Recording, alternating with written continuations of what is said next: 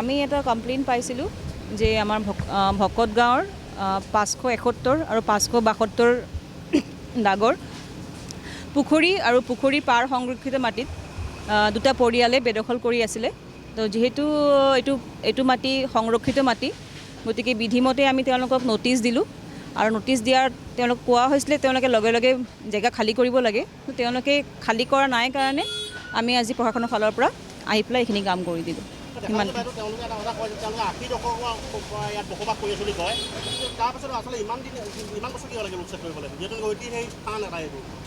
সেইটোৰ কথাটো মই এতিয়া ক'ব নোৱাৰিম। মই জনামতে তেওঁলোকক আগতেও নটিচ গৈছিলে, তেওঁলোকে কিবা কাৰণে হয়তো উঠিব পৰা নাই বা যিয়েই হৈছে, যি হওক আজি কৰা হ'ল, পুৰণা কামখিনি এতিয়া কৰি দিয়া হ'ল, সেইটোৱে আৰু। প্ৰথমতে জিলা প্ৰশাসনক আমি ধন্যবাদ জ্ঞাপন কৰিছোঁ।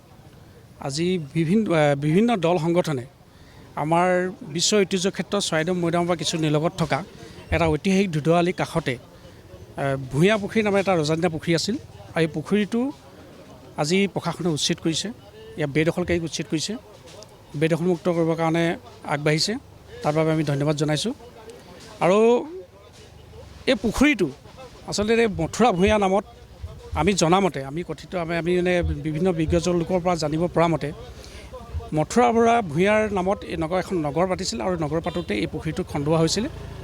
আৰু সেই পুখুৰীটোৰ মথুৰা ভূঞাৰ নামেৰেই আমাৰ এই মথুৰাপুৰ অঞ্চলখনৰ নামটো পৰৱৰ্তী পৰ্যায়ত মথুৰাপুৰ হৈ উঠিল। আৰু যিহেতু মথুৰাপুৰ নামটোৰ সৈতে এই পুখুৰীটো এটা স্মৃতি এটা জড়িত হৈছে, বিজড়িত এটা পুখুৰী, আৰু এই পুখুৰীটো উচ্ছেদ হোৱাটো আমাৰ স্থানীয় দল সংগঠনে বিচাৰি আছিল, বহুবাৰ দাবী উত্থাপন কৰিছিলে, কেইবাবাৰো নটিচো জাৰি কৰিলে বেদখলকাৰীলৈ, কিন্তু সম্পূৰ্ণৰূপে উচ্ছেদ নহ'ল।